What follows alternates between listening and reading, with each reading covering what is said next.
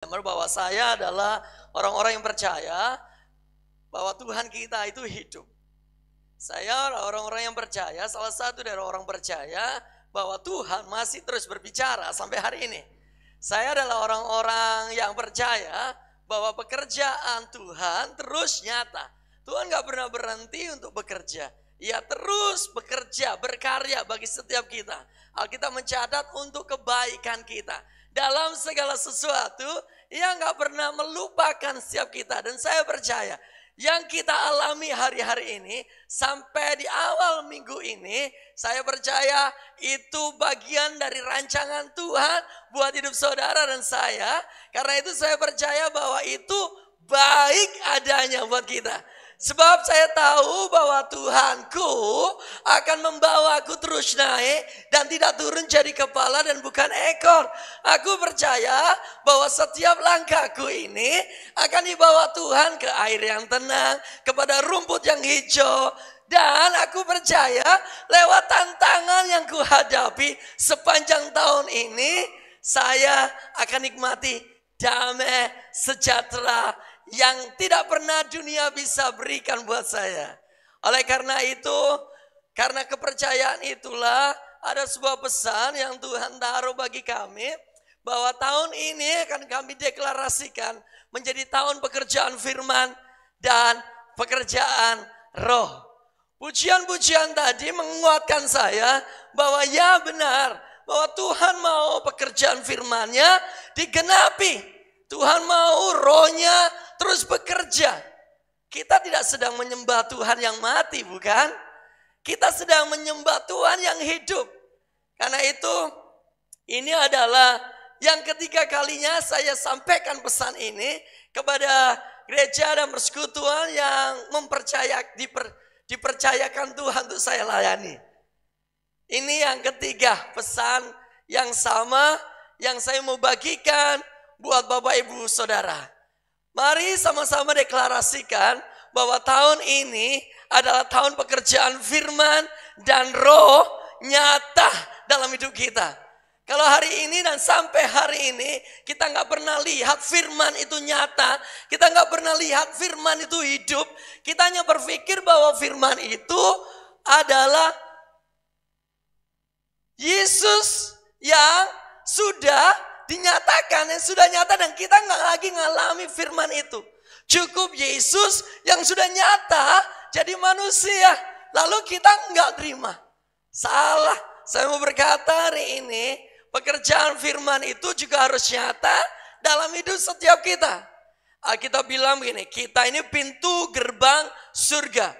Waktu murid-murid pertama kali terima Yesus, itu lewat Yesus. Dan hari ini orang lain harus lihat kita, karena kita ini pintu gerbang buat orang-orang mulai menikmati Tuhan.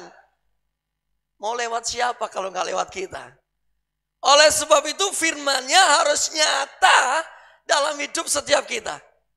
Sebab itu percaya nggak percaya, up to you. Namun ini saya sampaikan buat Bapak Ibu Saudara yang rindu melihat pekerjaan firman dan roh nyata dalam hidup kita, maka dengarkan firman Tuhan ini baik-baik. Ada beberapa hal, tapi saya mau sampaikan dua hal saja yang bisa menghambat pekerjaan roh dan firman itu nyata dalam hidup setiap kita. Yang pertama, kalau Bapak Ibu baca di kitab Matius pasal yang ke-13 ayat yang ke-58. Matius 13 ayat yang ke-58 berbicara adalah ketidakpercayaan. Waktu Bapak Ibu Saudara menolak dan nggak lagi percaya bahwa firman yang kita pegang ini, Alkitab yang kita selalu baca, nggak lagi hidup, nggak lagi relevan dengan hari-hari kita, maka kita nggak akan terima yang namanya keajaiban dan pekerjaan firman itu. Namun waktu kita mengamini dan percaya, maka firman itu hidup dalam hidup setiap kita. Waktu Tuhan Yesus ada di kotanya, orang-orang banyak menolak Yesus. Bukankah dia firman yang hidup? Sampai akhirnya didapati ayat ini, bahwa nggak ada mukjizat yang terjadi di situ.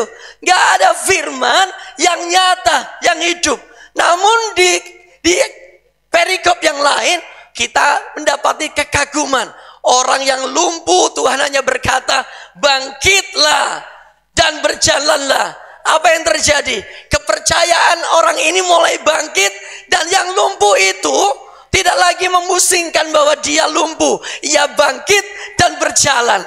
Suatu kali ada orang buta yang berteriak-teriak di hadapan Tuhan. Yesus, anak Daud, kasihanilah aku. Apa yang terjadi? Orang buta ini nggak memusingkan orang-orang sekitarnya yang berkata, shh, jangan berisik, jangan ganggu pelayanan Tuhan. Hush, diam. Namun orang ini nggak pernah diam. Ia mendengar ada Yesus lewat dan ia berseru, Yesus, anak Daud. Sampai akhirnya tergeraklah hati Tuhan dan menghampiri orang yang buta ini. Ia berkata, mau apa engkau daripadaku? Ia langsung merespon, aku mau melihat. Dan Tuhan berkata, jadilah. Waktu orang ini nggak percaya, Tuhan berkata jadilah. Apa yang terjadi? Orang ini nggak akan lihat. Namun karena orang buta ini percaya, ia melihat dan kegirangan. Karena pekerjaan firman itu nyata atas hidupnya. Hari ini kalau Bapak Ibu rindu mengalami pekerjaan firman, setiap firman yang hamba-hamba Tuhan tabur di tempat ini, amini, dan itu akan terjadi atas hidup Bapak Ibu Saudara. Percaya tahun ini bukan lagi tahun yang susah, yang orang lain lihat, orang lain katakan, yang kabar-kabar mendengarkan, yang kita lihat. Namun tahun ini menjadi tahun Goshen, tempat di mana Tuhan mengkhususkan umatnya. Pernah dengar ayat ini? Waktu semua sedang mengalami wabah, kekeringan, kelaparan.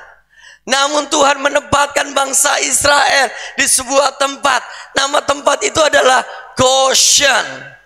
Tempat di mana di tempat itu saja rumput-rumputnya itu indah, tetap mekar. Dan tahun ini menjadi Goshen bagi Bapak Ibu Saudara yang percaya bahwa pekerjaan firman dan rohnya masih terjadi sampai hari ini. Jangan seperti orang-orang yang di sekitar Yesus, di tempat Tuhan Yesus lahir, yang tidak mengalami mukjizat karena mereka nggak percaya. Hari ini jangan salahkan Tuhan, tahun ini jangan salahkan Tuhan, jangan mengeluh kepada Tuhan. Kalau hari-hari kita nggak pernah yang namanya mengalami kemenangan demi kemenangan. Hari ini kita selalu berada dalam tekanan, tekanan, dan tekanan. Sebab Alkitab sudah berkata, waktu kita ada dalam tekanan, itu biasa. Dan tidak pernah melebihi kekuatanmu.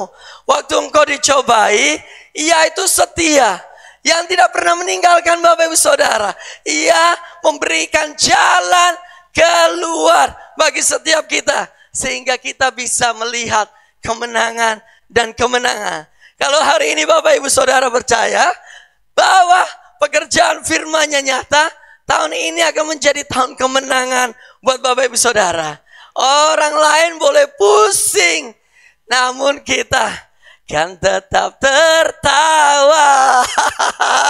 Ya, Tuhan akan ubahkan keadaan kita seperti orang yang bermimpi. Bukan karena kuat dan gagahmu, namun karena pekerjaan firman harus nyata, harus terjadi atas hidup setiap kita. Jangan pusingkan apa kata orang. Orang lain selalu mungkin ya perkataannya merendahkan karena melihat fakta. Iya. Namun waktu kita menaruh kepercayaan pada firman-Nya, mukjizat akan terjadi. Tahun ini hal-hal yang hebat, yang luar biasa akan Tuhan kerjakan buat saya dan saudara. Ini bukanlah sebuah pernyataan dan perkataan yang sedang menghibur. Tapi saya sedang berkata-kata dengan berapi-api bahwa tahun ini pekerjaan roh dan firman-Nya harus terjadi atas umatnya. Jadi orang Kristen namun gak pernah ngalami firman, bisa dibilang itu Kristen apa? Tuhan kita itu hidup, namun kita gak pernah ngalami Tuhan yang hidup itu. Tuhan itu berkuasa, Ia sanggup, Ia maha tahu. Namun bagaimana? mungkin kalau kita orang-orang yang percaya nggak pernah ngalami bahwa Tuhan itu maha tahu. Selalu dalam hidup ini mengeluh, selalu bertanya-tanya, why, kenapa? Karena ketidakpercayaan kita. Sehingga nggak ada hal yang baik yang Tuhan kerjakan atas hidup kita. Sesungguhnya ketidakpercayaan itu adalah sebuah dosa dan sebuah pelanggaran yang fatal di hadapan Tuhan. Beberapa kali Alkitab mencatat dan menegur murid-muridnya. Karena apa? Karena kedegilan, karena ketidakpercayaan mereka. Mereka melihat mukjizat di depan mata mereka. Mereka melihat 5 roti 2 ekor ikan memberi bisa sanggup mencukupi makan 4.000 orang, 5.000 orang, hanya laki-laki, bukan perempuan dan anak-anak saja. Namun mereka masih juga tidak percaya. Mereka yang melihat bahwa hujan badai teduh karena Tuhan, masih juga nggak percaya. Karena itulah murid-muridnya ditegur Tuhan. Karena kedegilan dan ketidakpercayaan hatimu. Kenapa? Hari ini jangan biarkan Tuhan selalu tegur kita karena kita nggak percaya. Pujian tadi mengantar kita bahwa pekerjaan firman dan rohnya harus terjadi, harus dinyatakan. Mulai sepakat bersama-sama, seirama, sehati, berjalan di tempat ini. Ada pekerjaan firman yang meluap-meluap, ada pekerjaan roh yang meluap-luap. Karena itu dalam pelayanan yang saya kerjakan, kebetulan Tuhan percayakan saya untuk layani anak-anak muda.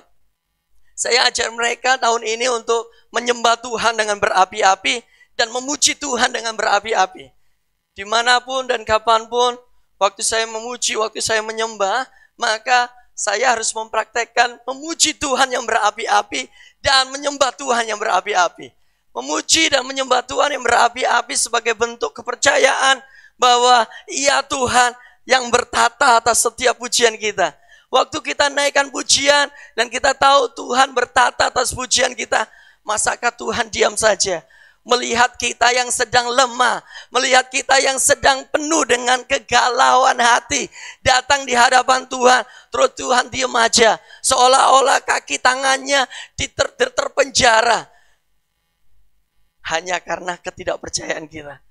Oleh karena itu, jangan biarkan ketidakpercayaanmu itu menghambat, menjadi pagar tembok buat Tuhan untuk mengerjakan firman-Nya dalam hidup setiap kita. Yang kedua, hal yang bisa menghambat kita gak pernah nikmati pekerjaan firman dan rohnya adalah suka remehin firman. Pendeta itu lagi, bapak itu lagi, saya tahu apa yang diomongkan tentang Tuhan. Setia, doa, baca firman. Aku tahu apa yang dikatakan para pengkhotbah, para pembicara, ya itu saja. Pasti selalu berkata iman. Gitu kan? Jangan suka remehkan firman. Amsal pasal 13 ayat 13, buka saja. Waktu setiap kita meremehkan firman, itu tanda bahwa kita tidak percaya sama Tuhan. Kenapa Amerika perlu Alkitab? Ada yang tahu nggak? Kenapa Amerika perlu Alkitab? Donald Trump menyatakan bahwa Amerika perlu Alkitab. Di dunia ini saya baru pertama kali menjumpai seorang presiden yang mengangkat Alkitab, meninggikan Bible sebagai panduan dan jalan bagi negaranya. Dan saya terinspirasi, Indonesia juga perlu Bible, perlu Alkitab. Karena di Amerika banyak dari mereka itu yang tidak mengakui Tuhan. Banyak orang di sana udah mulai memiliki gaya hidup yang gak lagi memakai Alkitab sebagai tuntunan hidupnya. Makanya ada pergaulan bebas. Lesbian nikah dengan lesbi, laki-laki nikah dengan LGBT, udah bebas ya. Sebab itu mereka perlu Bible. Peringatan seperti ini menggambarkan buat kita bahwa kota itu akan di bumi hanguskan waktu mereka nggak lagi ngakui Tuhan. Ingat kota Sodom dan Gomora? Ya, sama seperti itulah. Kalau kita nggak pernah bisa membayangkan Sodom dan Gomora, saya ini lihat kota Los Angeles, di mana Sodom dan Gomora terjadi karena mereka nggak lagi ngakui Tuhan. Jadi nggak heran kalau kota itu nggak lagi percaya Tuhan. Banyak ateis di situ. Dan Donald Trump bilang perlu Alkitab. Bagaimana dengan gereja? Apakah gereja suka meremehkan firman? Apakah gereja masih nggak menganggap penting bahwa firman itu adalah panduan hidup kita? Bagaimana dengan kita orang-orang percaya? Apakah masih terus berjalan dengan kebanggaanmu? Apakah masih terus berjalan dengan hikmat yang kau punya? Karena kau sekolah yang tinggi, baca banyak buku, suka belajar banyak hal, sehingga kau merasa tahu banyak hal, dan gak lagi percaya pada firman. Amsal 13 ayat 13 berkata, siapa suka meremehkan firman, ia akan tanggung akibatnya. Mau. Jangan. Firman yang seharusnya nyata nggak lagi kita terima. Karena kita suka meremehkan firman. Orang-orang yang suka meremehkan firman, itu seperti seorang yang sedang berjalan dengan kekuatannya sendiri. Nggak lagi bergantung dengan Tuhan. Bagaimana mungkin Tuhan mau bekerja atas hidup kita, waktu kita saja nggak percaya dengan setiap perkataannya. Kalau mau melihat pekerjaan firman dan roh nyata, maka jangan remehkan firman.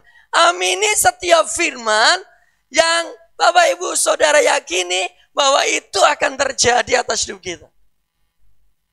Aminnya nggak usah dengan setengah-setengah. Amin. Bagaimana dengan setiap kita? Waktu firman disampaikan, kita silent night, malam kudus, senyap sepi. Amin, firman. Tanda bahwa kita nggak meremehkan firman. Kita meyakini, ya firman itu harus terjadi di hidupku. Oke, dua hal. Yang pertama adalah apa?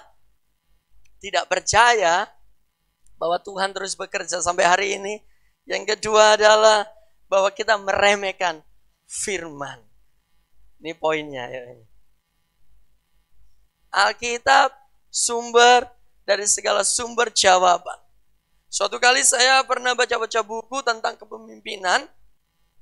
Dalam pembukaan dan prakata buku ini ditulis oleh John Maxwell tentang kepemimpinan. Saya baca bukunya dan ia menulis bahwa semua sebagian besar yang ditulisnya diambil dari kitab Amsal. Lalu saya tutup.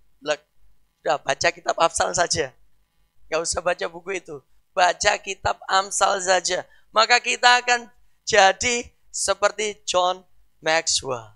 Seperti Salomo. Yang penuh dengan hikmat.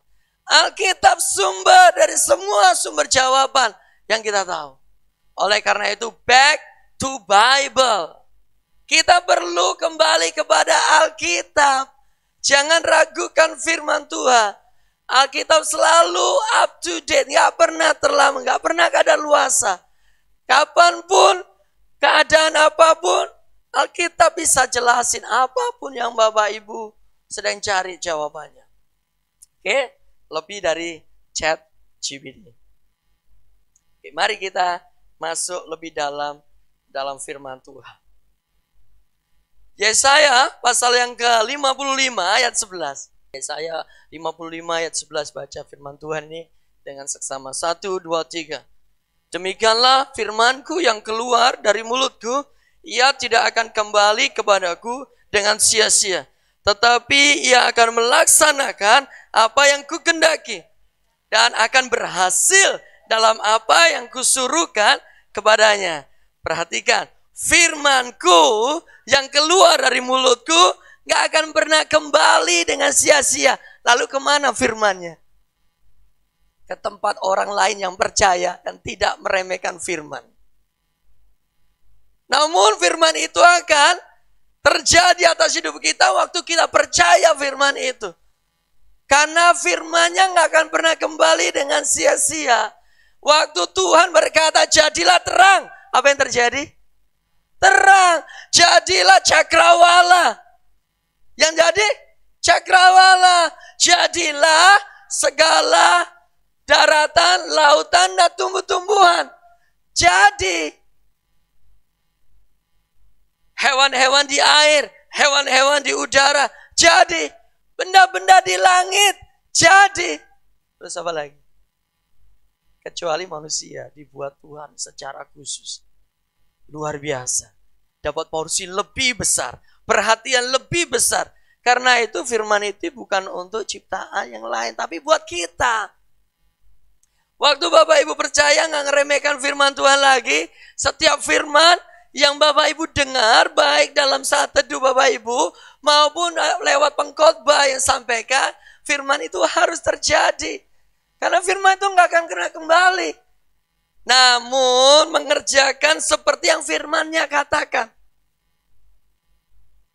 Dan akan berhasil. Gak gagal, berhasil. Jadi kalau kita gak pernah nikmati firman sampai hari ini, salahnya siapa? Salahmu sendiri. Saya mau bersaksi sampai hari ini, Tuhan terus masih pelihara hidup saya. Sejak saya layani Tuhan, saya gak lagi bergantung dengan orang.